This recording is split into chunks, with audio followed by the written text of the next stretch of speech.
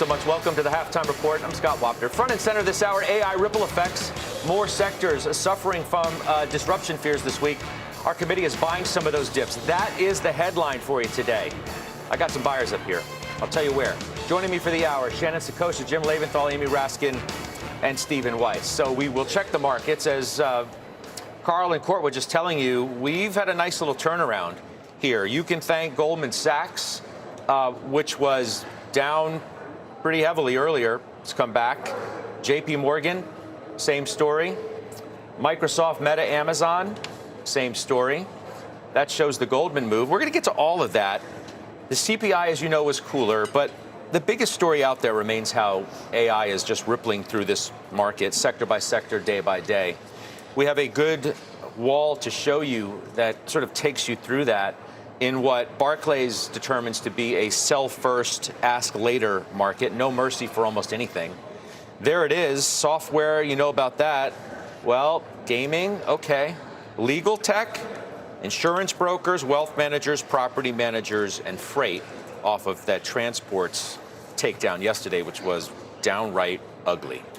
Weiss, take the first shot at this market, which, you know, maybe some people have looked at some of these areas that wall shows you, have gotten banged up and said that this is like, okay, a little crazy, a little ridiculous. Shoot first, ask later, but maybe you need to think about this before you do. Yeah, I don't even, they used to say don't see the whites of their eyes. Well, they're not even waiting to see the whites of their eyes. So they're shooting in advance of shooting first. So look, to me, I made this observation last week that when markets go down, people say, wow, that's really healthy. But when they rise up with the same force and same vigor, like NASDAQ up 400 and the Dow up 1,000, nobody blinks an eye. Says, this is great, let me add to it. Well, to me, that's the inverse. That's troubling, and that's what we've seen, we'll continue to see. Now, what happens in that, when you see these go down, I do think you have to buy. However, I will tell you that I'm looking to sell some things. I won't sell them down here. And the only ones I'm really looking to buy are the ones where I can really justify the valuation, and I don't need to deal with, is AI going to put them out of business or significantly damage their business? And guys, I'll get you in a minute, but let's just get right to it, because I really think that's the differentiator for some of the people who are up here from all of the decline and the doom and gloom and all of that. Bring in Josh Brown, because I want to start with commercial real estate. CBRE had one of its biggest drops since COVID. SL Green, Cushman Wakefield, Jones Lang LaSalle, Hudson Pacific, all huge declines. Brokers and AI fears are overplayed, says Morgan Stanley. I bring in Josh, who's on the phone for us today, because he obviously agrees. So you bought CBRE. That is one of our big headlines today. Tell us more. Yeah, so this was a name that went from being one of the best stocks in the market for almost a full year to all of a sudden getting rated by algorithms that decided, okay, today's the day we're going to spook everybody about real estate and see how many people we can get to sell. And it worked. These stocks have just been absolutely crowbarred. But if you know literally anything about commercial real estate, you understand that nothing that's playing on your screen is based on reality. My commercial real estate broker is Barry Finkelman. He is simultaneously negotiating deals for my firm in Boca Raton and Charlotte right now. We'll be doing a New York City headquarters in 2028. I guarantee you, watching him wheeling and dealing in action with the landlords, the building owners, the vendors, the trades, literally none of this is disruptible. So much of this is based on how people speak, how they communicate. The math is the math. We are all going to use AI to have more information, to have efficient communication, and to make calculations very rapidly that we couldn't even imagine just a year ago. That's terrific. But in the end, people have to have responsibility for the transactions they're undertaking, especially when you're talking about Fortune 500 level transactions that Jones Lang LaSalle and CBRE are conducting all over the world for corporate clients. So I looked at this and laughed. I hit the buy button this morning. I'm not telling you it's a forever hold. I think it's an easy trade. Interesting. I mean, but you do have to be concerned, I would guess. I think some of this sell-off is due to the AI replacement idea that you're just going to have. What are we replacing? I don't know. You're going to have CBRE, brokering fewer spaces. No. Selling fewer square footage, because if we're going to lose all of these jobs that were filling those buildings, that's going to be a hit to the business of them and these others. That's obviously part of the fear. I mean, we're 5 years removed from that escaped mental patient, James Altucher, telling us New York City is dead forever because of COVID. If you didn't learn your lesson from that, I don't know what to tell you. This idea that we're going to have empty skyscrapers all over the world because for some reason we're going to decide, why would anyone want to walk out of their house and see each other when we could just tap buttons on our keyboards? It just flies in the face of 100,000 years of human evolution. Mm-hmm. We're social animals. We're going to find reasons to be with each other, and that includes during the day, working hours. I just think that's such an insane narrative. I don't believe it, and I think we're all going to have a good laugh 5 years from now when it doesn't materialize. Stay with me as we kick this around, because I want to pivot to something else in a moment, but I want to hear from the group. Jimmy. I like this, and I was listening to you, Josh, and I was thinking to myself, okay, this is a tactical play, and there are tactical plays out there. I'm thinking about software stocks that some of which are literally now trading at the same multiple as airline stocks, and I know you've made a very good case of Halo, and maybe airline stocks fall into that category, but at the same time, from a tactical point of view, these balance sheets are remarkably, just diametrically different. A software company versus a capital-intensive, highly indebted airline, and that's a tactical opportunity. And I know you've done that with what is it, the Titan company. There are also opportunities out there, and I think you've been doing this, and I'm doing it too, of looking at great companies for the long term. That you're just looking at these multiples and saying it's not very often you get great companies at great prices. I mean, one that I'm buying today, and maybe we'll talk about it later. I hope I'm not front running. Is Disney. There's no catalyst here. There's no catalyst, but there's no catalyst. Thanks for front running a nice segment that we were going to do, but that's okay. Continue. Okay. Good stuff. Go ahead. Yeah. Well, here's the thing. Disney's not down on AI, and people think that the It's a Small World ride is going to be replaced by AI, but it is down with the market overall. So what I'm saying here is there are two opportunities. There are the tactical, which I see Josh doing with CBRE right now, and there's the opportunity to get great brands, great companies at great prices. Doesn't happen very often. Okay, you go ride in the teacups for a little bit. Can I give you one little point Another first? one? Are you going to front run something else? No, I'm going to back run something. Go ahead. You have to have capital with which to do this. I entered this year, Scott, you'll remember, I trimmed Citigroup and Google. At the time, I didn't have anything to do with it. I was waiting for this moment. These are great opportunities. All right, well, Josh, I'll come back to you in a moment, but I want to hear from Amy because it plays right into what she's doing as well. Where you look at the declines that we've seen in software, year to date, flat out ugly, right? Some of the biggest declines we've seen for a sector like this in 30 years. You bought more Cadence, you bought more Snowflake, you bought more Cognex. Yep. So tell me more. We did all of that about a week ago when it was like the height of the selling frenzy. We're still underweight tech, so I was just using some of this opportunity to reduce our underweight a little bit. These stocks ran a lot coming into this quarter, but getting Cadence at a 35 PE, I think that's attractive. I like it for the long term. I'm not, as Josh was saying, I'm not really worried about AI displacing them anytime soon. So we use the indiscriminate selling to add to some of our core positions. Snowflake's had a nice week. It's bounced 7%. It's been in many ways out of the crosshairs of a lot of the selling. It's gotten in also some cases caught up in it. It has. Like some of the cyber names. Last week was a disaster for Snowflake. This week was better. So we got in what seems to be a good price for 5 days. Well, we'll wait. Jury's still out. We own CrowdStrike as well. I didn't add to that. But again, Snowflake and CrowdStrike are AI enablers. You need them to actually make AI work well. So again, I think with the indiscriminate selling, we thought it was a good opportunity to add, and I would put actually Cognex, vision and software, in that.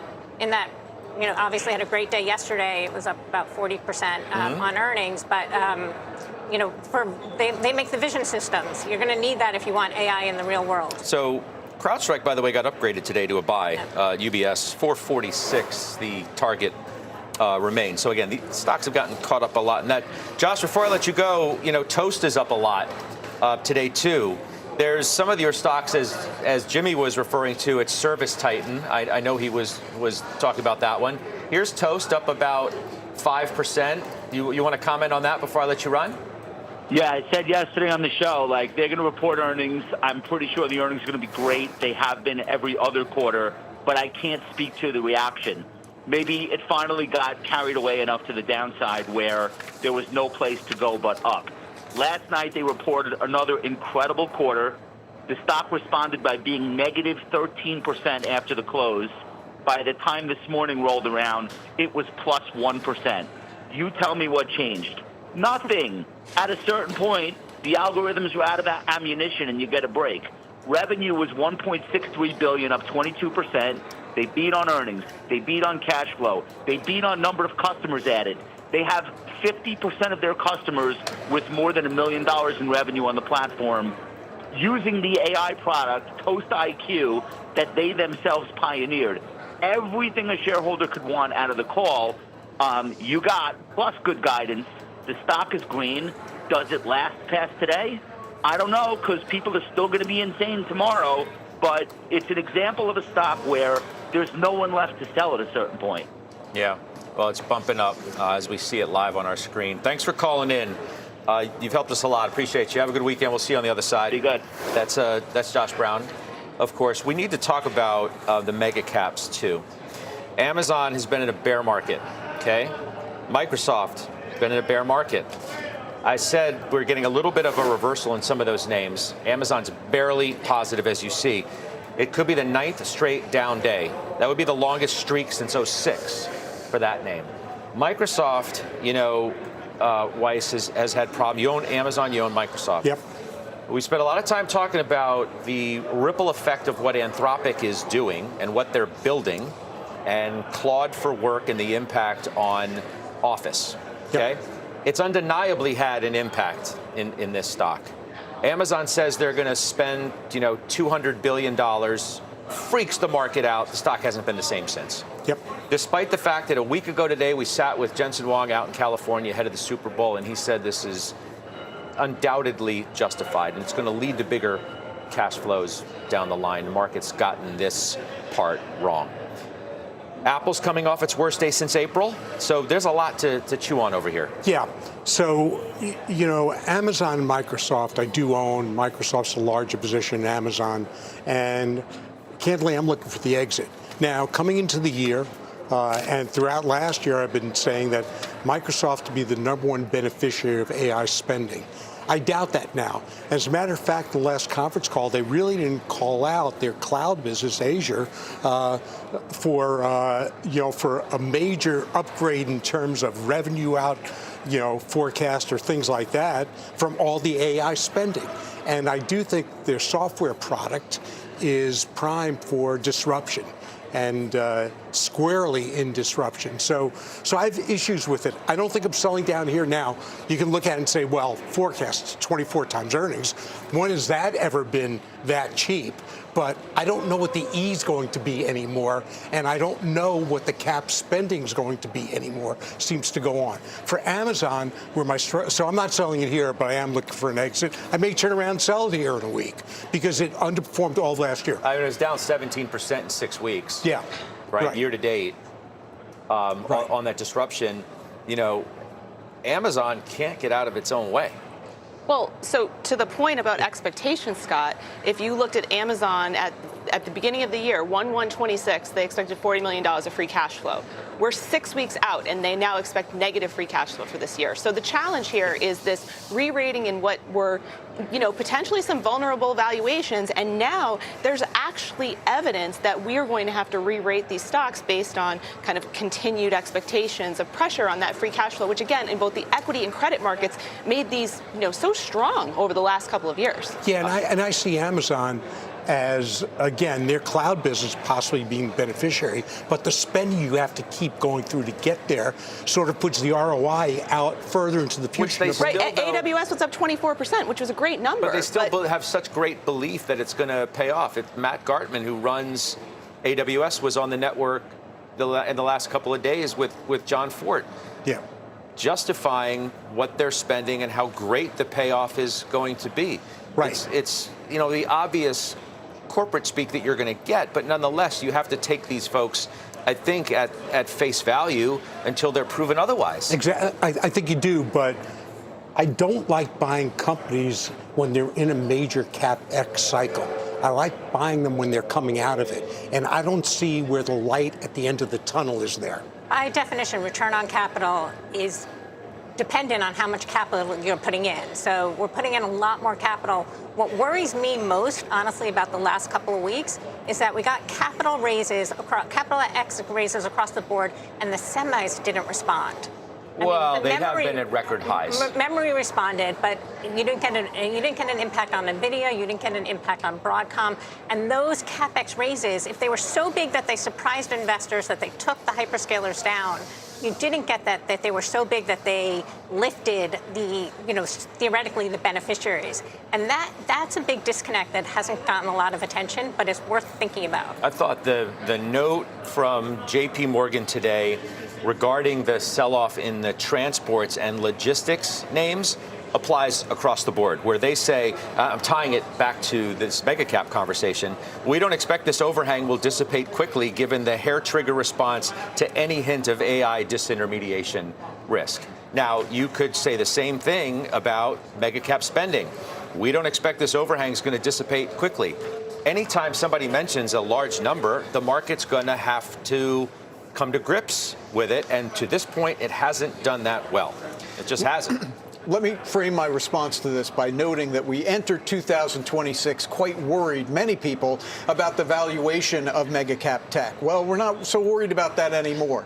Now these valuations have come down, Microsoft, Apple, Amazon, to the low 20s as we're talking about. Frankly, I think that is cheap enough to buy. If you're wondering why I'm not buying them today, is because they continually go down, as we're all talking about on the show right now. But that will change, and I think you just have to be patient here and wait for these stocks to bottom out. But Amazon, as an example of what we're talking about, is likely to be a buy pretty soon. Steve, I don't take issue with what you said. I think it's very wise that you don't like to buy stocks when they're heavy in the CapEx. I get that.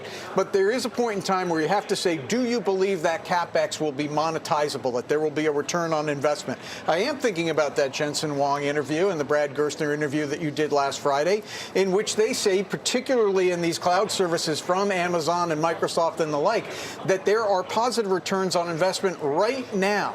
So I put this all together and I say they are buys right now, except for the fact that the charts are so ugly and you just have to wait for these stocks to bottom. Let's talk about a stock and a chart that is not ugly, and let's take a look at Applied Materials.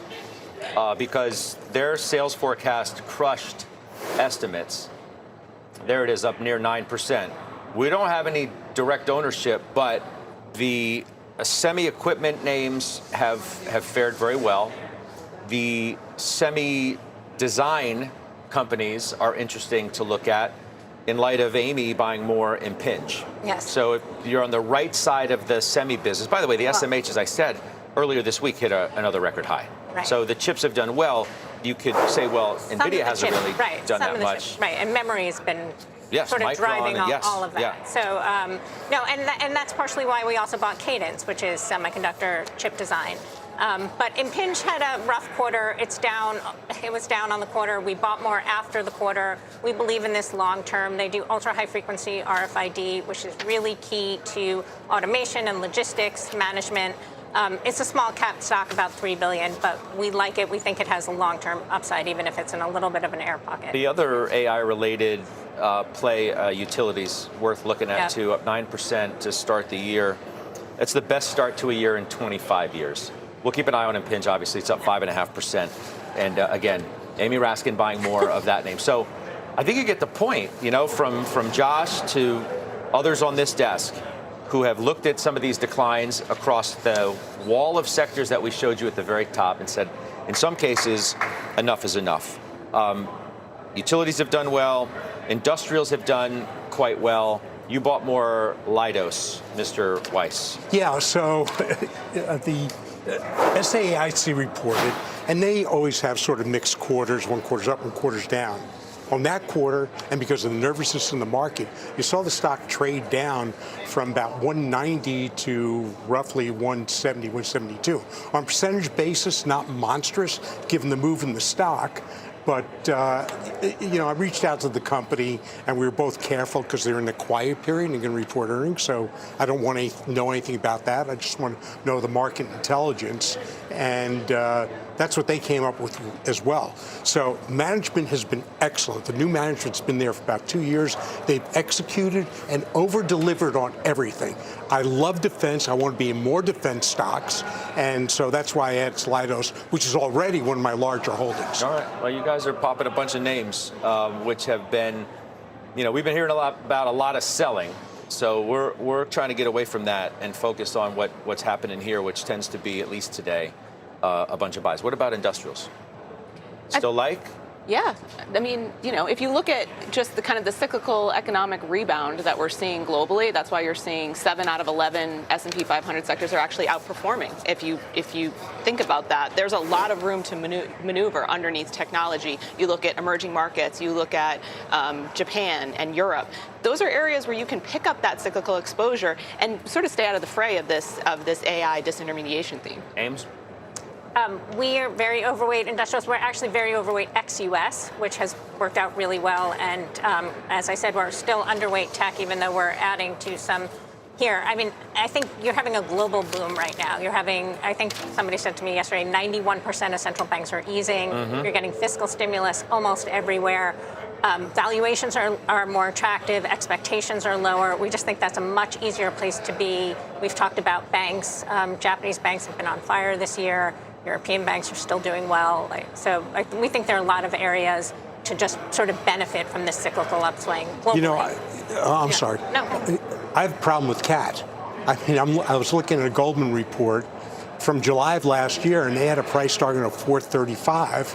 And I look at the stock today. This is Caterpillar, So this isn't OpenAI. Now, part of it is that they are part of the tool belt for AI, and that's great.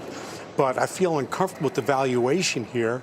But I felt uncomfortable with it at 680, maybe like 3 weeks ago. Right. We just trimmed ABB. We just trimmed Sandvik. A lot of these names have moved very fast. You have to manage your position size always. Yeah.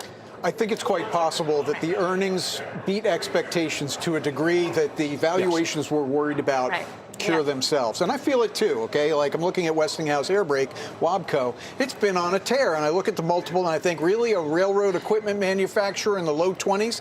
I have a feeling their earnings are going to really wildly beat expectations. And we may be looking at something that right now is in the high teens. Go ahead. With cyclicals, you tend to buy when they're more expensive, just in the earnings, and you grow into the earnings. Yeah, my issue is that I think they'll beat earnings, but I still don't think whatever number they print is going to be supportive of the valuation. It's going to be supportive of the momentum in the stock, right? So if they miss earnings, the stock could be down 20%, before you have a chance to hit a button. All right, so we'll squeeze in a break. Stocks green across the board in terms of the major averages. All but one of the S&P sectors are green. So we've had a nice little turn here, and we do have more moves to get to, which we will do. Welcome back. Let's take a look at gold. Very much on investor minds of late. And there it is, back above 5,000 yet again. I trimmed a little, yes. Okay. I know, which is very controversial. It is, because the price targets on the street continue to go higher and higher. Right. 6,000, 6,500. Right. And we still own it, and I think it will continue to work. It just sort of has a straight line up at this point. And we used it to buy some of the software names that we talked about a little bit earlier. Again, I've spoken about Franco-Nevada on this show a lot of times. I think it's been a great stock. I think that continues to work. The miners are still kind of where I would like to be right now, because the embedded gold price into those valuations is about half of where we are right now. So you have a lot of room that it could come down. So we still like it. We still, all the reasons that we bought it in the first place are still valid. It's just the price has moved up so much. Weiss, you still own the GLD. It's interesting for those who haven't watched the show for the last almost 15 years that we've been doing it together. Your general take on gold is like, I don't want to own it because I can't value it. Yeah. And is this just purely a momentum run for you, like you had at times within Bitcoin? No, it's a little more than that. And I couldn't value it, and I was skeptical because some people say, you know, it's an inflation hedge. Other people say it's an asset. And, you know, so it was basically, what's the definition that fits the reason I hold it?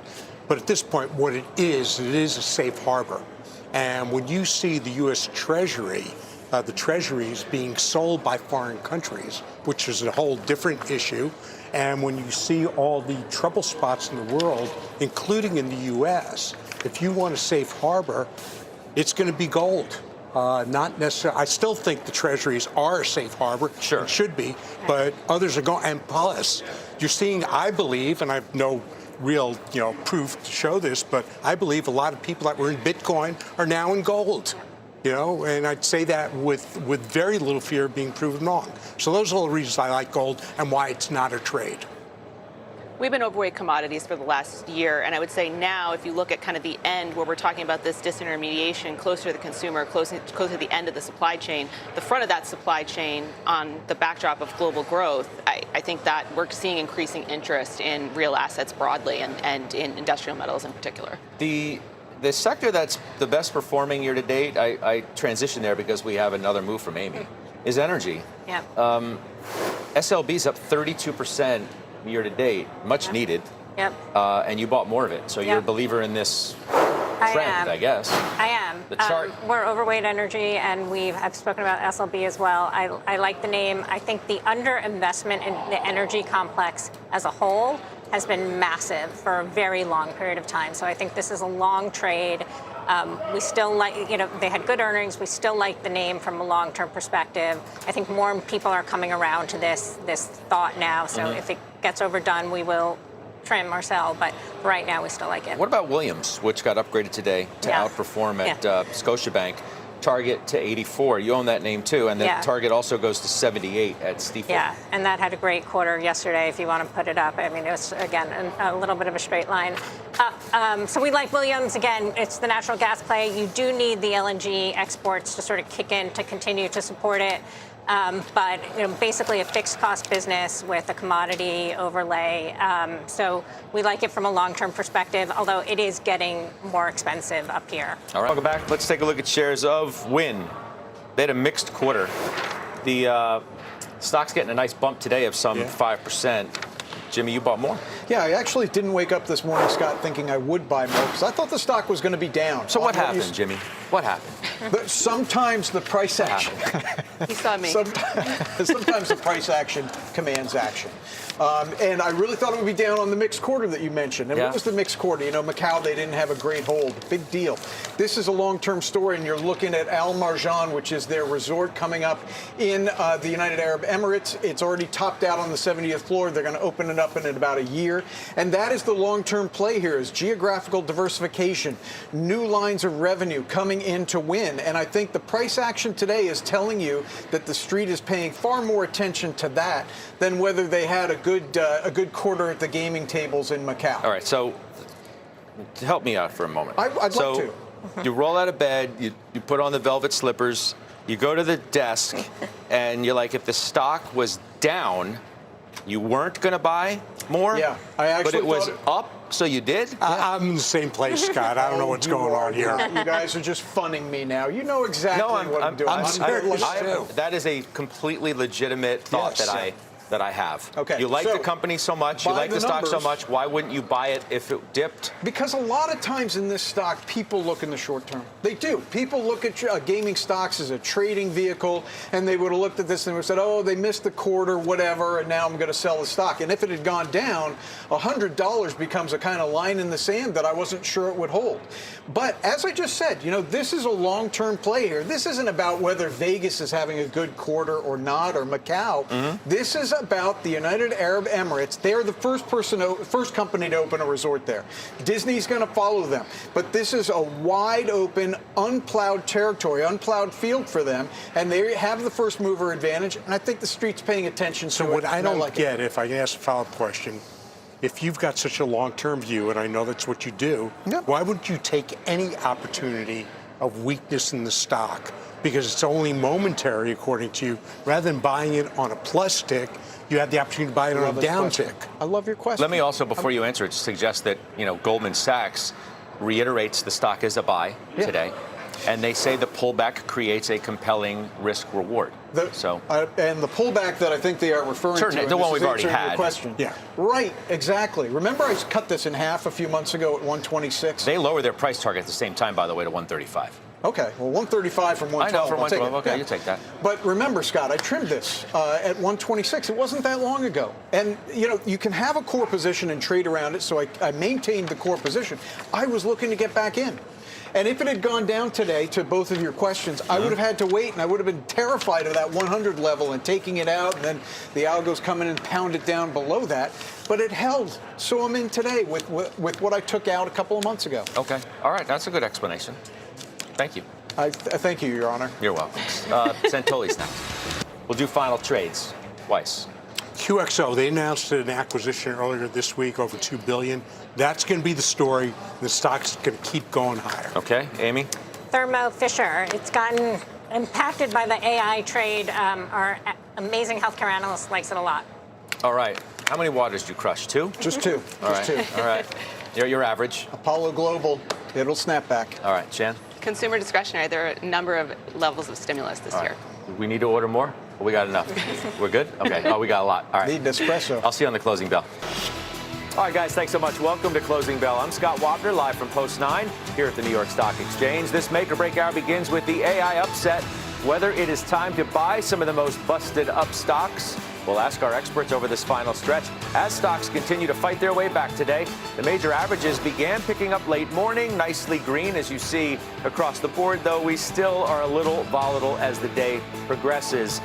The markets did get some relief today from a cooler than expected CPI print. That sent yields lower, also perhaps put the Fed back in play for some rate cuts, so a bit of a better tone overall. Some of the banks have come back too, and that's been key to the market turning. Goldman Sachs and JP Morgan are both well off of their early morning lows, and that is helping. We're still, of course, on AI disruption watch with several areas hard hit this week. Many of those are trying to bounce as well, and we'll keep an eye on them as we head towards the end of trading today. It takes us to our talk of the tape. Is this day-by-day, sector-by-sector smackdown justified or now well overdone? Let's ask Anastasia Amoroso. She is Chief Investment Strategist for the Partners Group with me here at Post 9 once again. It's good to see you as well. What do you make of the way this market's traded this week? Well, I think obviously it's been a turbulent week and there's been this rolling AI scare. And you know what? I would say rightfully so, because any data or any business, I should say, that was based on data collection and data processing across a variety of industries should be rightfully so scrutinized. Having said that, is it right to sell all software? Is it right to sell all sectors regardless of what their true exposure to AI is? I don't think so. So I do think that's what investors are doing today. They're being a little bit more discerning and they're stepping into certain areas.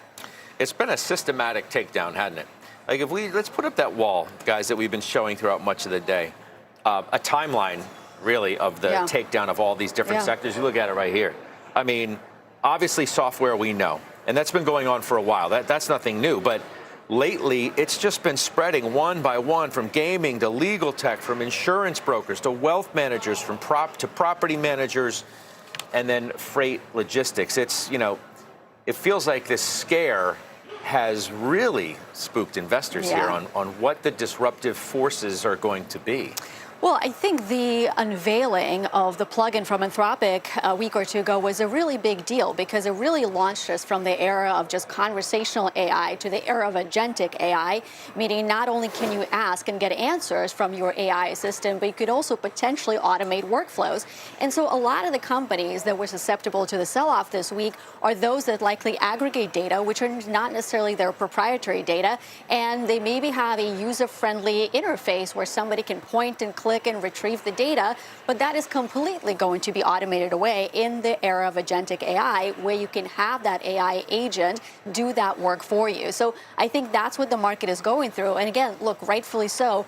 I think I've said it at this point years ago, and I'll say it again. AI is one of the largest commercial opportunities that we have today, which is going to disrupt every single industry sector and vertical, including disruptions that we're likely to see in the labor market. If not for this sell first, ask later activity in the market, we might literally be sitting here having a discussion about Goldilocks. Right.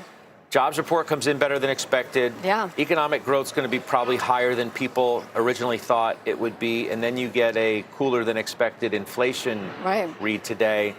That's why people have been all bulled up. I mean, all of those things. And then you pile on earnings, which have been better than expectations. That's why they think the environment looks good. It's just the turbulence and the violent nature of some of these sell-offs in all of those sectors that we ticked off on the wall have made people nervous.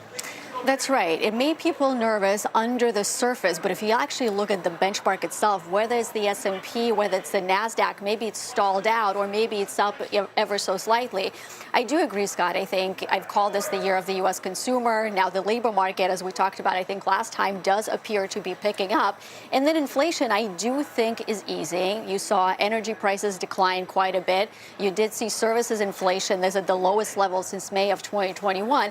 But I actually would add AI back into this equation, because the Goldilocks of AI for a lot of companies is companies who are adopting AI are seeing a meaningful uptick in sales per employee.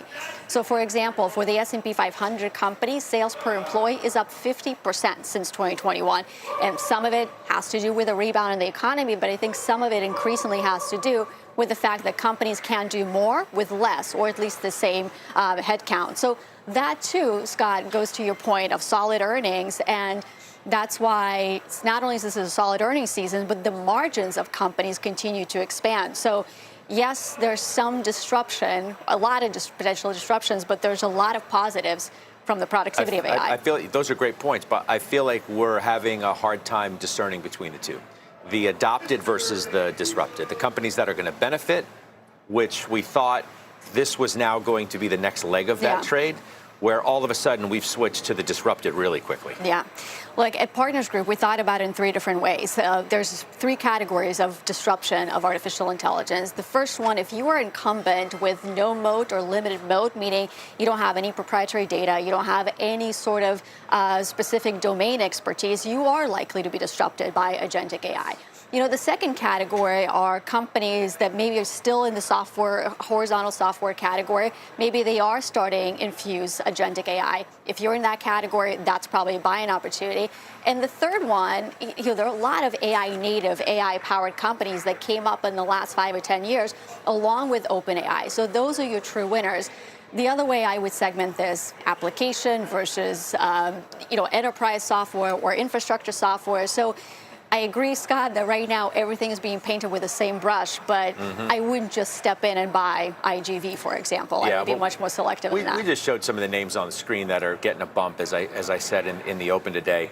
We talked to several investors on halftime today as part of the committee who are buying all of these areas that are beaten down. Stay with me for a minute. Dan Ives is head of tech research for Wedbush, with me here once again on set. It's nice to see you. How do you know that? Because all we're doing during the week, on the weekends, is talking to buyers of the software, private companies, understanding what's happening within these sales cycles.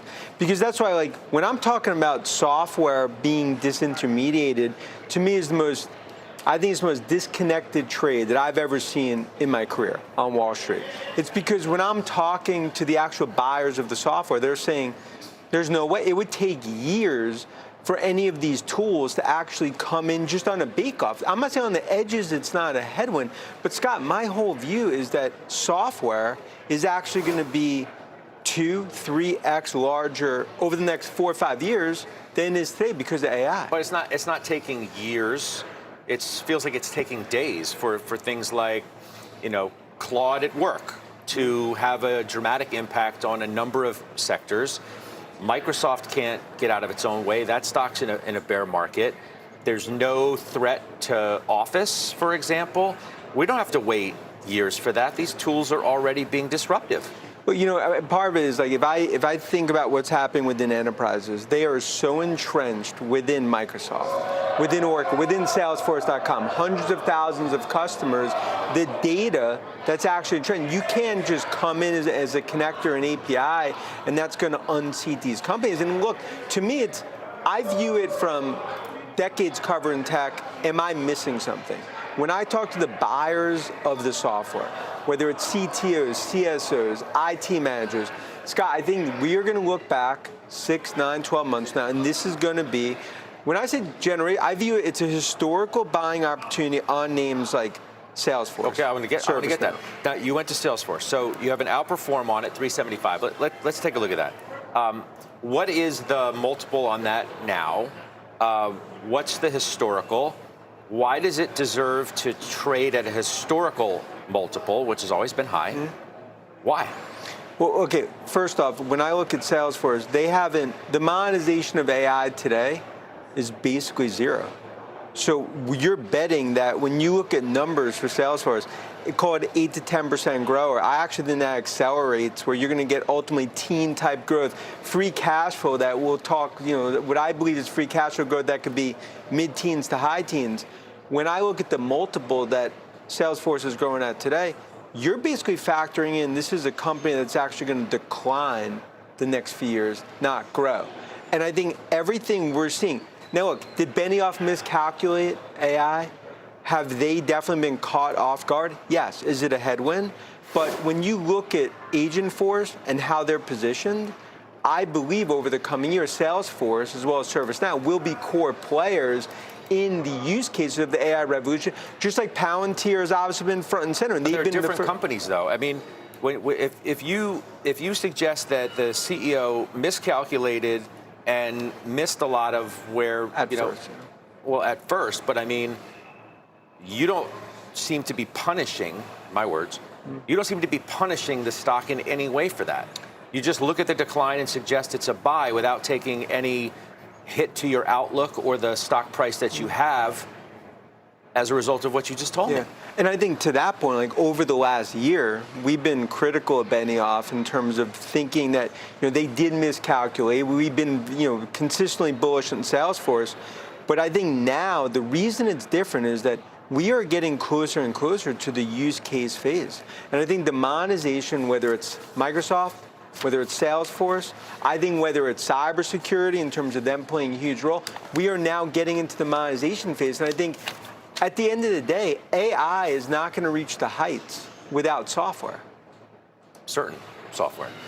We'll see. Dan, thanks. Appreciate it. Great to be here. That's Dan Ives here. Hello, welcome to Blue Cloud Trading. We just saw some clips from Friday's episode of the Halftime Report and from Closing Bell. And what we're going to do in this video, folks, is go over a number of stocks that they talked about. We're going to take a look at these indices in a second, but let me just show you the list of stocks that we're going to cover in this video. My name is George, by the way. This is Blue Cloud Trading. We are going to look at the index ETFs. We're going to look at some of the Mag 7 stocks like Apple, Google, Meta, Microsoft, Netflix, NVIDIA, Tesla. We will take a look at about 34 stocks and ETFs that are all mixed up in here. You can see the list right there. And we'll also take a look at some of our members' requests that we have down below. So we'll look at these additional stocks as well. So let's get started here. Let's take a look at what happened in the market. By the way, today it's Monday. It's February 16th, 11:58 a.m. The market is closed due to President's Day. But this is an important video. And the reason I say that is because tomorrow the market opens and we need to be prepared. We need to have a game plan about what to look for. And as you can see, by the way, I did do a members only video this weekend. You may want to consider becoming a member. There it is. Just a day ago, I went over my entire portfolio and I added 27 new stock ideas to the watch list so that we can take a look and see what's happening. This is for members, of course. So consider becoming a member. In order to get access to this video, just click the join button. All right. And select either Blue Cloud Trader or Blue Cloud Legend level membership. And you'll be able to access that. If you want to support the channel, become a Blue Cloud supporter. You will find this new tab that pops up right here next to posts. It will be called membership once you do become either a Blue Cloud Trader or Blue Cloud Legend level member. Difference between the two memberships is you get daily trade updates under the Blue Cloud Legend level membership. Okay. And you only get the weekend video if you become a Blue Cloud trader. All right, guys, let's get back into the stocks here. And we're going to start off actually first with the following, the Dow. I want you guys to pay attention to something very interesting that happened. And it's slightly concerning. It's slightly concerning, to be honest with you. Whoops, let's get rid of that. Sorry. Let me show you what I'm talking about real quick. Do you see this rounding off here that's happening? Okay. That, okay, that is a bit concerning. Let me just, what does it look like? Kind of reminds me of an inverse cup and handle. Okay, inverse cup and handle pattern. And so you see that turning like this, almost like a rounding off here, and then the handle right there. Same thing over here with the NASDAQ. Okay. And the Russell, maybe not so much, but these two, the NASDAQ and the S&P 500, this pattern, let me just show you what that looks like with our cheat sheet here. Luckily, we have that right here. And it's this. It's called the inverse cup and handle continuation, bearish only. Again, it has to do with this rounding off that you see right here. Yeah, it's turning over, and then it sort of creates a little bit of a handle. And then if price gets under that line right there, that can be very bearish. This is the bullish variant right here in the top. It's when you have, it looks like a saucer, and there's the little handle. And if price gets above that high, that's quite bullish. That's not what we have here. Just something that popped up that I noticed, and so we should pay attention to that. So let's get back, all right? And so yeah, we were looking at the index ETFs. Let's look at the heat map and see how those individual stocks within the S&P 500 performed today, right? So you've got Nvidia down, as you can see here, down 2.21%, Broadcom down 1.8, Apple down 2.27, Google and Meta down, Visa, MasterCard, American Express down. And if you look at the 1 month performance, that's an even more concerning thing here with these technology stocks, like Microsoft, which is down 12.64, and Oracle down 17.29, Palantir down 26.34, Amazon, Tesla. You can see the percentages there, bright red, meaning that those are negative 10% or more. Okay, when you see that bright red color. The alternative is the positive 10, which is that light colored green line. You can see a lot of the consumer defensives for the month are up. Utilities, energy, right? Health, most of the healthcare stocks, except for Eli Lilly.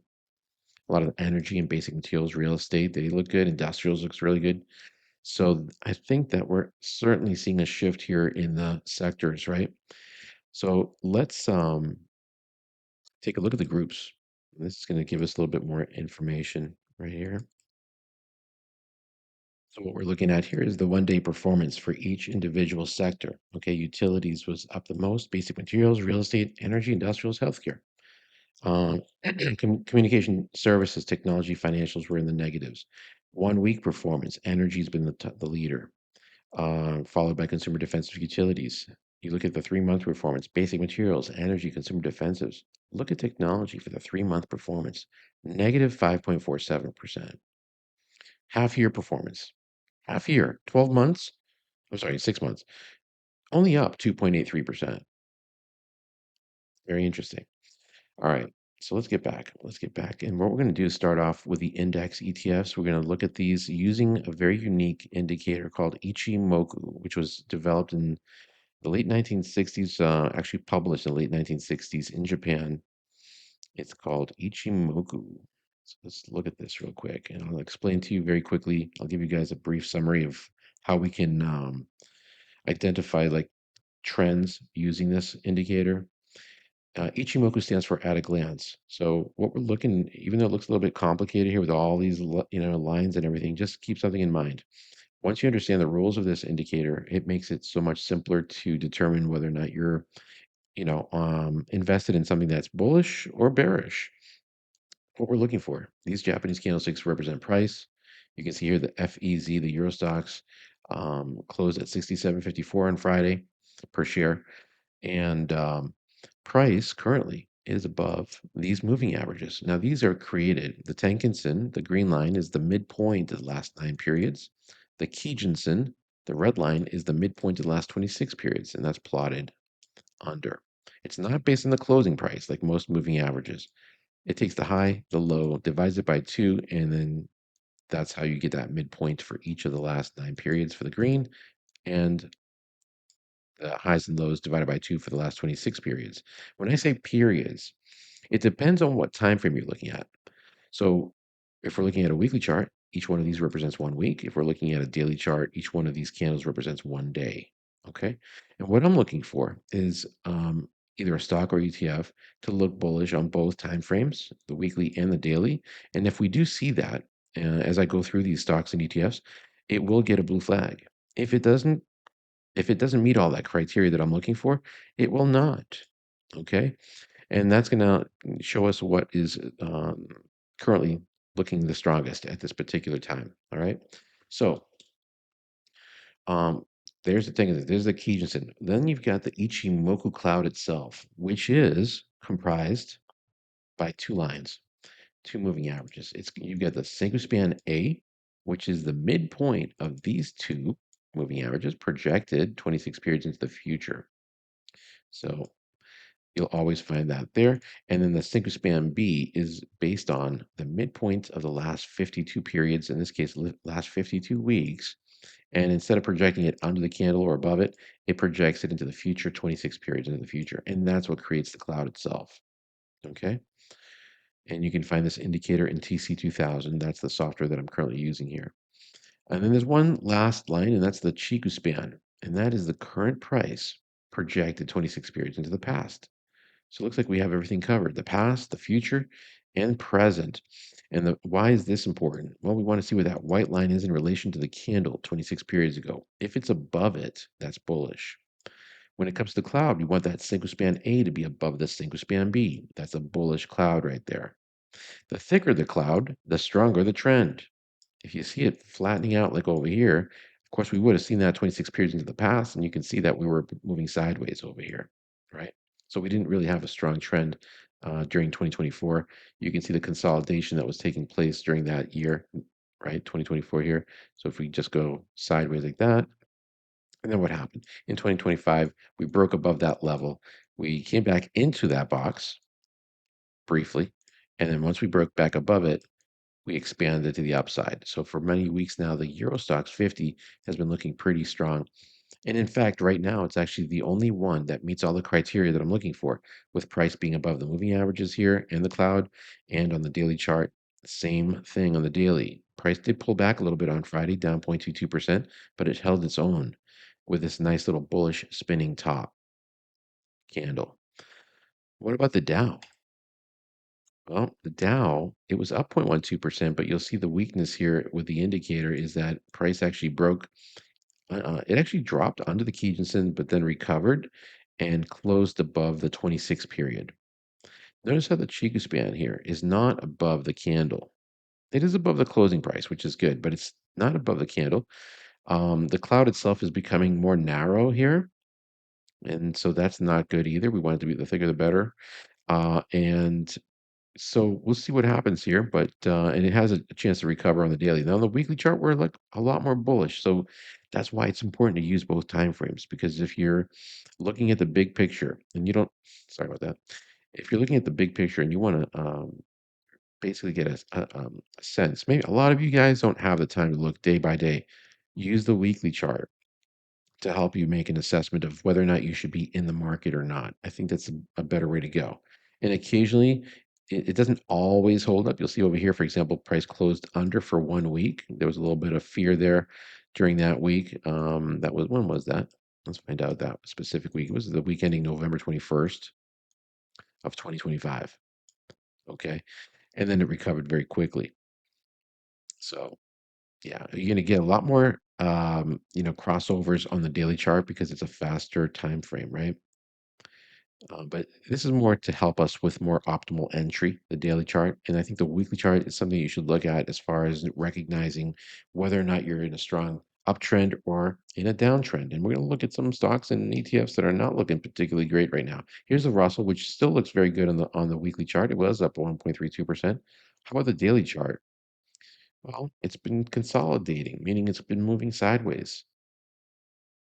And you'll notice that the green line crossed under the red line. Tenkinson crossed under that red line right over here these last few days. So that's not good. However, we do have a bullish pattern here. This double candle pattern is called a bullish harami. So there's a higher probability on Friday, I'm sorry, on tomorrow, on Tuesday, that price will move up. Just recognize something. There are no guarantees that that's going to happen, right? It's just a higher probability. And anything that I'm talking about right now, it's just higher probabilities of things happening. That's it. There are no guarantees in the stock market, obviously. So on the daily chart, looks like that's what it looks like. We can look at a 2-hour time frame, and you can see, yeah, it's just kind of like inside the cloud on the 2-hour, right? So that's why we have to still be cautious. What about the QQQ ETF? Here it is in the daily chart. It's under the cloud. That's very bearish. The Chiku span, which we talked about, the current price projected 26 periods ago, the white line is under the candles, bearish. What about the weekly? And then what about the cloud? The cloud itself is turning bearish here. The Senko span A, the light colored blue line, crossed into the purple one. So we're getting a lot of danger signals here, basically. What else am I using? I'm using this indicator down below. It's called the Directional Movement Index. And I've got it at a setting of 9, which is not the standard setting. It's a little faster, but it will give me information a little faster too. I also superimposed the ADX9, which represents momentum. So what is this all about? Well, basically, the idea here is to see where the negative DI9, the red line, is in relation to the green line. If it's above, that's bearish. If it's below, it's bullish. Okay. When we have the green line above, like over here, go straight up, you'll notice how it led to a nice little move up there. Same thing over here. Okay. When the red line crosses above the green line, like it did right there, if we go straight up, do you see what happened to price? It dropped. And we're still there. Now, what does the white line represent? That represents momentum. So this is showing us the direction is negative. And then this is showing us that the momentum is increasing. When that white line is moving up, it's telling us that the momentum is increasing to the downside. Now, the stock market, the QQQ was up 0.21% on Friday. And we can see it here with this bullish candle. And it could certainly bounce here because it is a bullish candle. But this is a broken trend here. We've got ourselves a lower high here than the prior one. And if we take out this low, we're going to have a lower low, and that could be very dangerous. If we get under that low of 594.76, definitely expect it to drop even further, all the way down to the 200-day moving average, down to 582, which is about 3.5% up from where we currently are. But it could be a more sustained drop in the indices. I mean, we've been above the cloud for a long time. Nothing lasts forever. You can see back here in 2025 how we dropped underneath the cloud right there and under the moving averages back in February of 2025. And that led to a decline, for example, of 22% in just 1.4 months. So I certainly wouldn't be recommending that you're buying QQQ here, sir. The SPY ETF also showing a little bit of weakness as it's inside the cloud, which means that there's no clear direction here.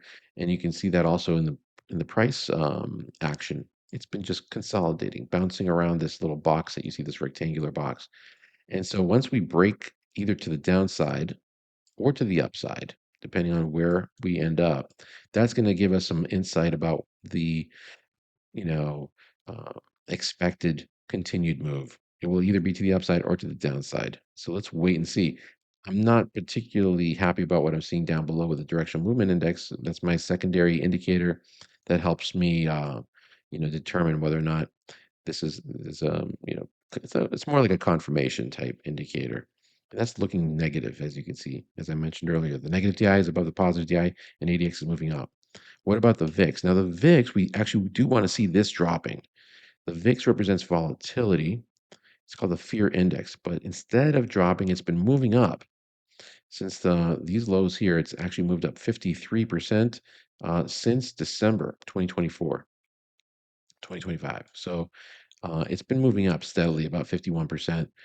And we have a bullish cloud that's forming here. The ADX is moving up, positive DI is above the negative DI, but it's still inside the cloud. Okay. So we will pay attention and see what happens there. Generally, when the VIX is dropping, the markets are moving up. All right. Okay. What about the Mag 7s like Apple? Ooh, okay. Like I said before, it hasn't really been looking particularly great. On the weekly chart, yes, not this week, but the week before, the week ending February 6th, we broke and closed above the Tengensen and the Kijunsen.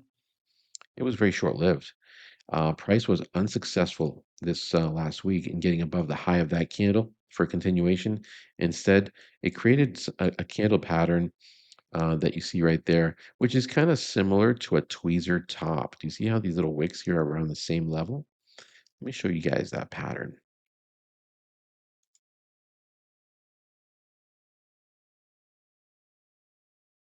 It's under the bearish double candle patterns, and you'll find it right here. Let me just go ahead and highlight it. Whoops. Right here, tweezer top. Okay. The wick on both of those two candles is at roughly the same level. And that is bearish, not bullish. So, especially when you see that after a move up. Okay. And it was moving up slightly there. And now we also have a bearish engulfing pattern for Apple. When the large red candle engulfs the prior bullish one. All right, and price closed under the Kijunsen. And if you look very closely, look at the body of that candle. It's right under that 26 period moving average, down 2.27%. So the weekly chart is looking bearish again. Daily chart also very bearish. Okay, like we never really had the cloud turning bullish here when price got above. You'll notice it when price broke above the cloud here. That was not normally that would be very bullish, right? But because the future cloud was still bearish, it wasn't something that I was convinced was something that we should consider jumping into right away.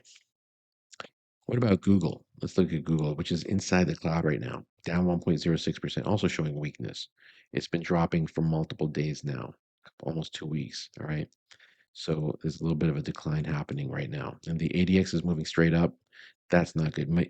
Basically meaning that the momentum is increasing to the downside. What about Meta? Now, oh yeah, let me show you guys the weekly on that one though first. Look at the weekly. Closed under the Tenkinson. That's not a good sign. What about Meta?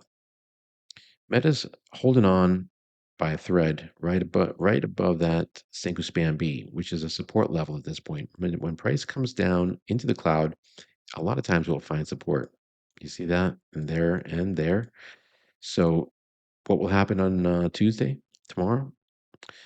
Can't tell you. I have no clue. But if the price gets onto that cloud, it's going to be very, very bearish, especially with a weekly. By the end of the week, we'll know exactly where the candle stands. If we're looking at a weekly candle, you want to wait until Friday to know where the candle is going to end up because it's going to be dynamic throughout the week. All right. Microsoft, it's already under the cloud. It's been dropping since it got into the Tenkinson over here back on October 31st. Microsoft is down 22.75% since then. What about Netflix? Netflix got under the Tenkinson here, got back above the Tenkinson and here and here and here. But then we had that negative crossover. Do you see that on that candle? And since that point, it's dropped 36.42%. Look at that ADX moving straight up while the red line is moving up. This is all confirmation that we shouldn't be jumping into this stock. A lot of people say, "Oh, this is the perfect time to be buying. The stock has become so much cheaper," and that's true. It went from $134 to $76. It's dropped from the highs up here, folks. It's dropped 42.23%. But are you sure this is the proper place to get in? Do you see any buying happening? If anything, the shorts are currently in control, right? So it just makes sense to wait for at least a little bit more positivity, some more buying happening, and you'll see it on the charts. Let's not forget that, we're talking about, look at the price of sales is 8.82, and it's it's had a really long run. So now we're in a different stage where these technology companies like Netflix and some of the Mag 7s, they got a little bit ahead of themselves, and now they're giving up a lot of the profits, and they're going to get cheaper and cheaper. And wouldn't it make more sense to buy it when it starts to strengthen once again? Um, I think that's the key thing. And that's the thing I talk about in the members only video, how to identify that turnaround. That's the most important thing. NVIDIA, look at this over here. We have a negative crossover with NVIDIA. The Tenkan-sen is under Kijun-sen. Now, the good news is price is still technically stuck in this little consolidation here for multiple weeks. This is a weekly chart you're looking at. 1, 2, 3, 4, 5, 6, 7, 8. 8 weeks where we're just moving sideways. Not a whole lot going on. What about Tesla? Tesla's doing something similar. It's been dropping for multiple weeks as well, for 2 months now. And basically, it's holding on again by a thread right above that Kijun-sen. So we'll see what happens. It doesn't look particularly great. Here's a daily chart for Tesla under the cloud. Not something I would consider. All right, let's go into the rest. Now, I've already reviewed these, and I've already highlighted some of the strongest stocks and ETFs, and I've labeled a little blue flag to identify those. They're all at the top. The rest of them, out of the 34, it was just 9 that qualify. Okay, just 9 stocks and ETFs out of those 34, and then I'll show you guys all the charts, but we won't spend too much time on all these. We don't need to. That's the beauty of this indicator. The idea is to look at it and at a glance recognize where we're at with it. So here it is, AMAT, Applied Materials, up 8.08%. You can see that it broke through this high over here, right? That's very bullish. The only thing I don't like is how we ended up on Friday. Even though it was up 8.08%, we came out with a negative candle, a red candle. Price basically gapped up, just so you understand. It gapped up to that point, moved up some more. That's what the wick represents, the high of the day, and then finally closed where the body is right there, towards the bottom there. Now there is an established support level now. This high right here from the 344.60 from January 29th, that's a daily level. That is something I would watch. And as long as we remain above 344.60, I think AMAT looks great. Here's the weekly chart for you. Okay, very simple, very easy. At a glance, we're using visuals here to identify what's happening. We don't really need to get into all the nitty gritty of why it's happening. All we need to know is that there's a lot of buying happening, and that's because there's demand, and demand is what makes price move up. Okay, when there's more supply, we'll see it in the chart, and there'll be huge sell-offs. But Caterpillar is looking great too, up 2.10%. It's been moving up since it broke the cloud. Just so you understand, since it broke the cloud right here, it's moved up 101.19%. Crazy. That was from June 27th of 2025. That's looking at a weekly chart. Okay, the daily looks great too. You're going to get a little bit more fluctuations, right? But overall, it's a beautiful, beautiful chart. And prices remained even on the daily chart above. I mean, it got above the cloud back here in May, even earlier, and moved up 115% just from a break above the cloud. Got above that 200, that yellow line there. It's been looking great. Okay, what about EEM? Here it is in the daily chart. That looks great. Looks good in the daily. Looks good in the weekly. That's the emerging markets. Okay, up 0.43%, and it got back above that 1695 level, which was a resistance level. Because price actually on Thursday, this was so here's Wednesday where we broke above the 1695, above that high, and then we had a bearish engulfing pattern, and price closed under the 1695 briefly. The very next day, it opened there and closed above. So I think that we're going to see EEM, emerging markets, move up on Tuesday. It's just based on what I'm seeing here with the charts. No guarantees, folks. No guarantees. IAU Gold Trust still stubbornly staying under the 96.27 level. I've been talking about this type of pattern. We're going to see it in the GLD in a second as well. It kind of looks like an ascending triangle pattern, which is nice. This is a bullish pattern, actually. This is what it looks like right there, the ascending triangle pattern. If it breaks above that 96.27, I think that's when we're going to see gold start getting bought up again. But right now, there's a little hesitation. Every time we come to that level, price stalls. Okay, so yeah, just keep an eye on that. And then let me just show you the GLD very quickly. Same exact pattern. Okay, do you see that? I mean, it's the same thing pretty much. That's why, but it's been stalling. So just keep an eye on that. All right. What about QXO, which is another stock they talked about? It's in the technology sector. One of the few technology stocks that's doing well. So it gets the blue flag. If you want to have some exposure in technology, this is a good one. Even though the profit margins are negative here, 3.81, they do have a positive operating cash flow. This is a $17.5 billion company. Sales growth is 75.88% sales growth over the last 5 years. That's pretty good. The price of sales is reasonable for a technology company at 2.9, you know, and I mean, it is just taken off. Well, look at that. Steve Weiss's final trade back in June. So June 11th. Let's see how he got in it back here, somewhere around this point. It's moved up 34%. I mean, it's had a little bit of a drawdown and now it's recovered. That's the daily, and there's the weekly chart. Now, the weekly chart, if you go back in time, back in 2024, it had reached a high of $291 and dropped 90.7% since then. Here's the good news. On the weekly chart, we've emerged above the cloud. That's a good signal. And on the daily chart, we're above the cloud. That's why it gets the blue flag. All right, let's look at SLB. SLB Limited looking good. Continue to move up on the daily chart. Here it is in the weekly chart, looking great as well. I like that one. WAB, I like. There it is in the weekly. Breaking above those highs, those prior highs right there. That inverse head and shoulders pattern. Let me show you that real quick. Here's the head. Here's the shoulder. Here's the other shoulder. There's the neckline right there. Bada bing, bada boom. And it's taken off. Look at that ADX moving up. Positive DI moving up. I like it.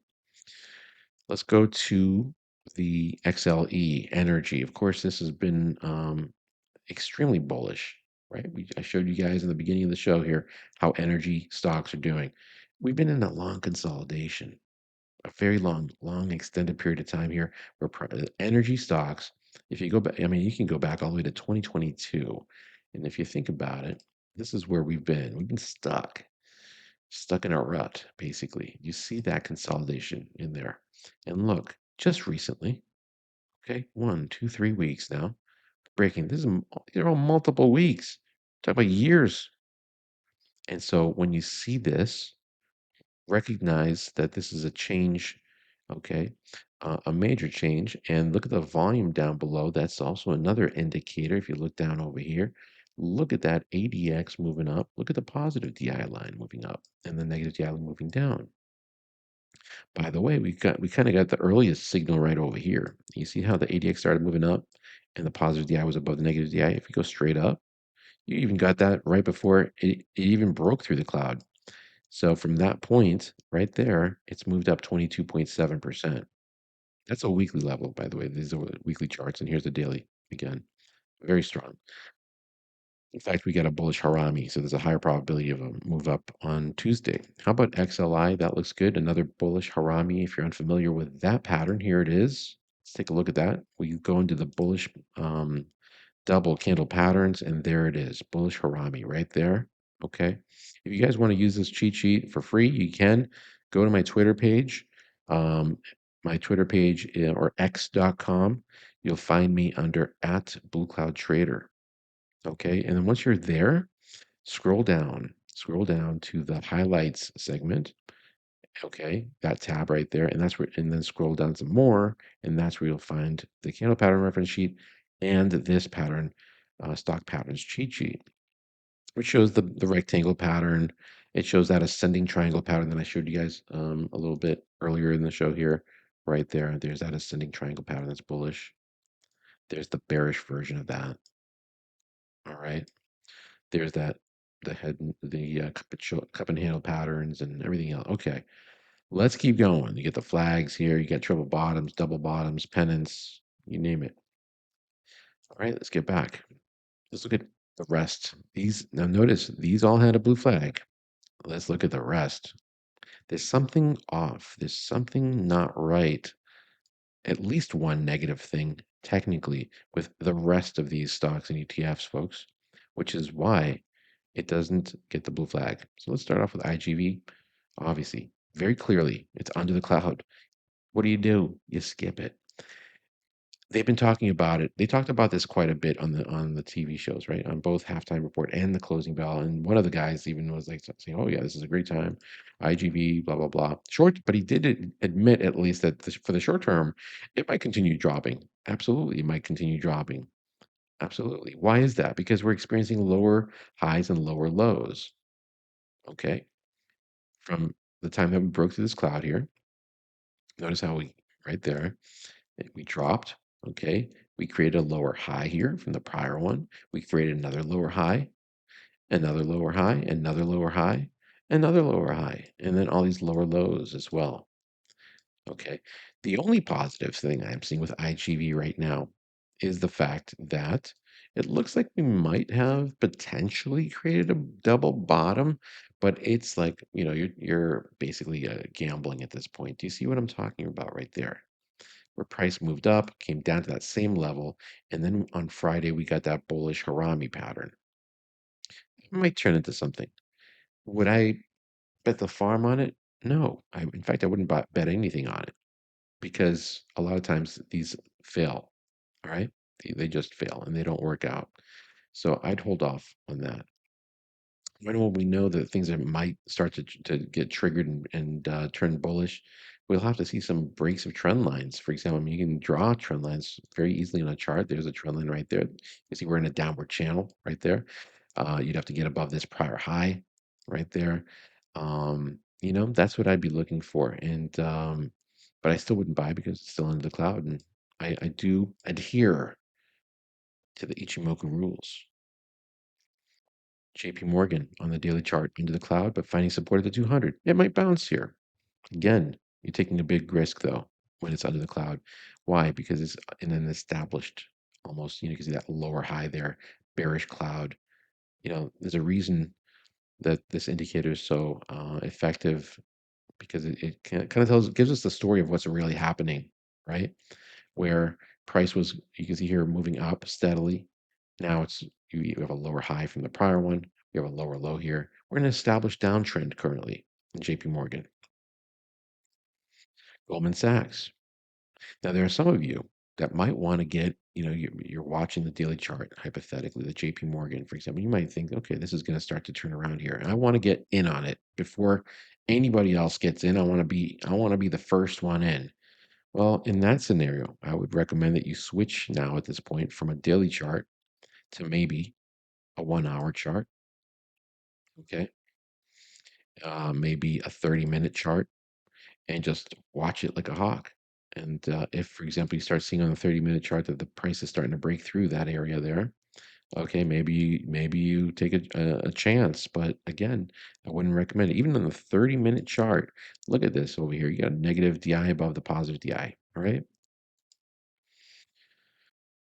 I don't have to gamble. Goldman Sachs, we have a bullish hammer up 0.07%, but we're under the moving averages, so no on that one. CRM, we're under the cloud, obviously in an established embedded decline under that 193.68 level, which was a monthly level, going back all the way to that low right there from 2023. Folks, we're at 2023 levels for Salesforce. Think about that. We were at $369 a share back here. Literally, when was the last time we were there? We were around there about January 2025. And just since then, we're down 48.47% in this stock. Hell no. I mean, nobody can pick these bottoms that easily. It started showing a little bit of strength over here for a little bit, but that was very short-lived. I mean, you can see also that it was kind of stuck in a consolidation area there for a little bit. We didn't really break through. The 200-day was still declining. Yeah. So you can't really trust it 100% in that scenario. Maybe you take a trade, and if you look at the weekly chart, I mean, we've been under the 369 here since that shooting star candle. What's interesting is, look at this. This is a bearish Harami right there on the weekly chart, and that led to the decline. It came back, retested that 369 level on the weekly chart. Looking at Salesforce now, and then dropped, right? Dropped, came back up, found resistance at the Kijun, dropped some more, stayed under the moving averages, was unsuccessful in ever getting back above that cloud, and it's still dropping. So unless you can read the future, you're taking a real big chance here jumping into this just based on one candle that's bullish, which is this spinning. This is more like a doji, and it is a reversal candle. And yes, a lot of times these might turn into something, but not always. And you can go back in time and like this didn't turn into anything. This didn't turn into much of anything either. It moved up slightly and then dropped. You know what I'm saying? So um, yeah, we'll watch it and we'll watch what's going on with all these. Now, Service Now is still declining. No on that one. On the weekly chart, APO Apollo Asset is into the cloud. No on that one. CBRE. Look at this big drop this week. This last week, it was even though it was up 4.42% on the daily chart, it had a big drop. So that was kind of broken under the 200. CDNS on the daily chart is into the cloud. No. CGNX, that one popped on the daily. We have a bullish cloud, but what about the weekly chart? The weekly chart also popped here. CGNX does look a little bit more bullish, but the thing is, the Tenkan and Kijun are just at the exact same level right there. I don't know if you may not be able to see it, but they're just touching each other right there. The green line is not above the red line. And this one has a higher probability than all these other stocks I just mentioned, but just be very cautious too. It's become a little bit very volatile at this point. It's gotten up far away from the moving averages, and it's more than likely to pull back and gravitate back to its equilibrium zone, which is the moving averages here. CrowdStrike. I mean, the fact that it stalled, look at this. Here's Thursday, it gapped up. And what did it continue moving up? It did not, right? Because a lot of profit taking started happening. It actually stalled and it created a lower high on the wick. Do you see that? So be careful. CrowdStrike, Under the Cloud, no on that one. CWK, Cushman and Wakefield, no on that one, even though we have a bullish Harami right there. Disney, we have a piercing line pattern that's bullish. So when you see this pattern that you see right here on the daily chart, price gap down and then started getting bought up. Higher probability it's going to move up on Tuesday, even though everything is looking negative here, but it could be very short lived. I wouldn't bet on it, you know? You got and the piercing line pattern. I'll just show you that real quick. You have to go to the patterns here. And there it is right there. I'm circling it. Okay, so again, it has to do with like gapping down and then moving up. The buyers step in and closes within the body of the candle, which is what happened there. And that is exactly this pattern right here. You start memorizing these. Once you learn those patterns, you'll notice that your trading will become significantly better. It will keep you out of danger. You certainly shouldn't be shorting Disney based on this pattern, if that makes sense, right? What about GL? Oh, yeah, we talked about GLD already.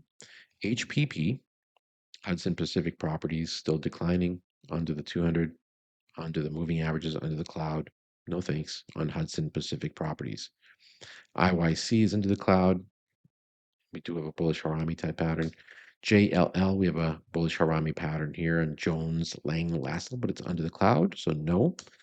Leidos is under the cloud, no on that one. It's showing a little bit of strength, up 2.83%. PI shows a little strength, up 9.63%, but look at it. It's still in a decline, and it could be very short-lived, like it was over here, was here. Okay. SLG is into the cloud and shows a little strength, up 5.16. A lot of bullish Haramis. So that's a positive sign. We might end up seeing a very bullish day tomorrow based on what I'm seeing, but it could, again, it might not like last for long. That's the thing. So Snowflake, same thing here. We gapped up. It was up 5.42%, but it's under the cloud. No. TMO is under the cloud, but finding support at the 200. That's Thermo Fisher Scientific. TOST is still under the cloud. That's Toast. And it's been toast for a while, right? I mean, from the highs up here, it's dropped 44.8%. WMB, okay. Oh yeah, this is one of the stocks that I closed out back here. Why did I give it a negative? Let's look at that. Is it a weekly chart? No, this is a good one actually. I think they talked about it. I just forgot to give it a blue flag, but this one looks good. It still looks good. This is one of the stocks that popped up on my scanner or from the watch list that I created back. I added it on February 5th and it's moved up. It's continuing to move up. I got out a little bit earlier than I should have probably, but Okay, let's keep going. Wynn Resorts Limited. Let me give that a blue flag since it needs it. Okay, WYNN. It is under the trend, under this like diagonal trend here again. So that's not good. It's under the cloud. Stay out of that one. XLU utilities looks pretty good on the daily chart. Actually, it does look good on the weekly too. Wait. Okay, why did I 44.17? Okay, this is another one that kind of slid through. So this one on the weekly chart, it's just barely above the thing is it's just now crossing above, so that's good. We are gonna. Do you see this level? Let me just show you guys a weekly resistance level very quickly. So you want to be careful because there's the high of 46.88. I'm gonna color this light blue to represent the weekly chart. We're coming up to it, and it's stalling right there. But I like what I'm seeing here. The volume is increasing. The ADX is moving up. It's a higher probability that next week this week, that's tomorrow, and then the rest of the week, we're gonna see utilities continue to the upside. Here's the daily chart. It does need to break that 46.88 level. And a lot of times, what will happen is price will come there, and guess what? Profit taking starts to take place, and then the price drops a little bit. So just keep that in mind as well. If it breaks through that level, then you'll see more momentum to the upside, ironically, because the bears will get a little bit nervous because, oh, it's breaking through this resistance level. Okay, maybe we'll not, it's not a good idea to be shorting here, and that will help to push the price up further. All right, it's all psychology, and that's why these charts can help us. They give us some insight of what's the buying behavior and the selling behavior, what's happening, right? All right, let's take a look at some of our members' requests, like DTCR, which I like. This one's called Global X Data Center and Digital Infrastructure ETF. Start off with a weekly chart. It's in a very strong uptrend. This one actually, Anastasia, the blonde lady on Closing Bell, she mentioned this back in February 24th, 2025, and I made a quick little note about that back then.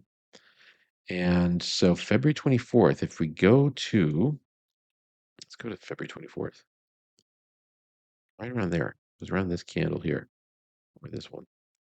That's somewhere in this, somewhere around that range. It's moved up 40.18% since. That's a good call. It did decline right away, as you can see. And a lot of times, price will drop right after you get into something that's looking bullish. And but it did recover. Okay, so let's take a look. So I like DTCR. It looks good in the weekly. Looks good on the daily chart as well. We did have a reversal candle here on Thursday. And here we are on Friday. So I think that might cancel this out potentially. If the market is up, this should certainly continue to move up as well. The volume looks good overall. We are a little bit far away from the moving averages though.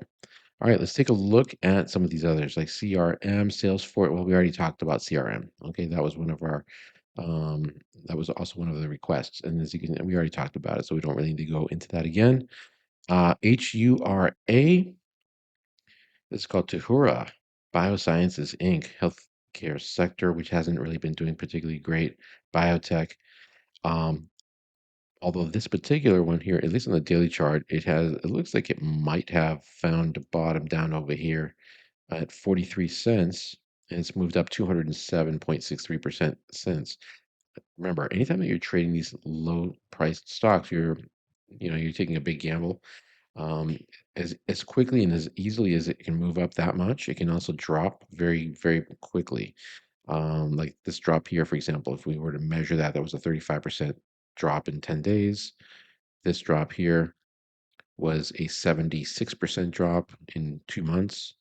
So you're taking a little bit of a chance here, obviously. But on the daily chart, technically speaking, we are inside the cloud. We've entered. That's kind of more bullish than bearish when we re-enter the cloud. It doesn't mean that this is a buy signal necessarily. We've got a declining 200-day on the daily chart. That's bearish, and then we're still under that. But the directional movement index, at least, is turning bullish here. You can see the ADX is moving up, at least for the short term. This is something I would probably trade. If I was going to trade this, I would be trading it on a much shorter time frame, probably like I don't know, maybe 30 minute. Let's look at that 30 minute, or 10 minute, maybe even. I don't know. Let's see, 1 hour. That looks pretty good. But my point is that, yeah, you're taking a big chance here. This might be the bottom. Who knows? I see a lot of volume coming in. I'm guessing that may be why you're interested in looking into this. Here's the weekly chart. It broke above the Tenkan. The momentum at least has subsided. See how the ADX was moving up and the red line was above the green line this whole entire time? When you start seeing that drop, that means that the momentum is declining.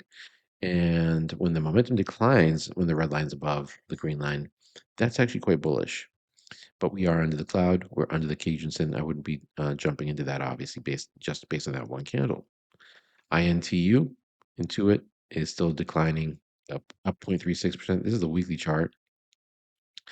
Where might it find support? Probably around these levels here, around 360, which is another 10.6% away, unfortunately. Here's a daily chart. And yeah, we're getting a couple of bullish candles. Again, you can't really make a lot out of just a few candles, though. All right. That's not going to be the determining factor of a reversal. Rhyme, technology sector, consumer electronics. This one took off 222% in the daily chart. Again, it's a very low priced stock. It was under the candle here at $1.32. It moved up 164.30 percent. But this is a company that has no, negative profit margins, negative sales growth. I'm not sure what triggered this pop up here. There's a daily chart. Here's a weekly chart. It's still under the cloud on the weekly chart. And one of the things you can do, for example, is go to FinViz Elite. And there's going to be a link, guys. If you're interested in using this software, you should use the link in my description area. One of the cool things about it is we can do a little further research. We can find out a little bit more about a company by using this technology, this software here. FinViz signifies financial visualization. For those of you who like to look at charts, this is great. You can also, with FinViz Elite, you can actually superimpose the Ichimoku, okay? Instead of TC2000, which there's a link for this as well. I use both TC2000 and the FinViz Elite. Now, Rhyme, Algorithm Holdings Inc., what do they do exactly? Let's find out a little bit about this company.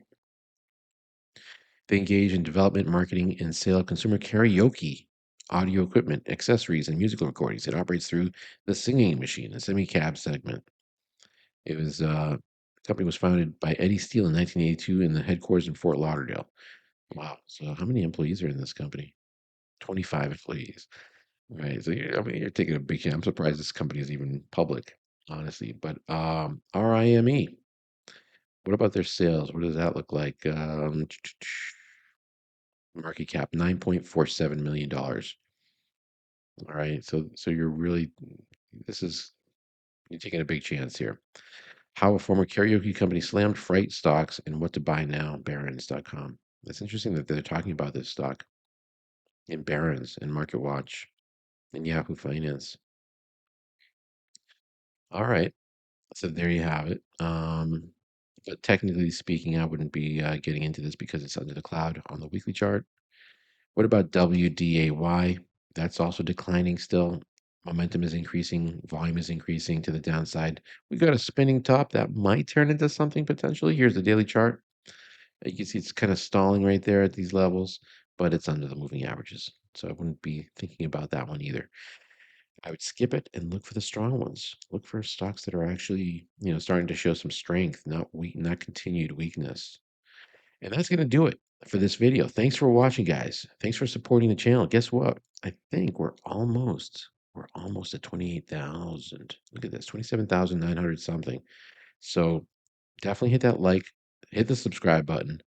It's free to subscribe. It's free to get that notification bell so you know when my videos pop up next. And then if you want to go one step further, join. Click the join button, and then you get access to this. Okay. Members only video, which is going to have a lot more ideas for you. I went over a thorough analysis of the sectors, the industries, found the strongest stocks within the strongest industries. And I shared that with legend level members and Blue Cloud Trader level members. The other thing I would also check out if you want to, if you have the extra time, over here next to this link, you'll see and 10 more links. If you click on that, you can find out about my channel, scroll down, and here are all the links, tons of links here with different things like wise.com, Patreon, FinViz Elite. There's that FinViz Elite affiliate link. There's a $25 coupon for the TC2000 software, the other charting platform that I use, and there's a link for becoming a member. If you're a property manager, look at this one. It's a free property management software that I use. I like it. And TikTok and yeah, there's a lot of cool stuff here. Twitter, my Twitter page is right there as well.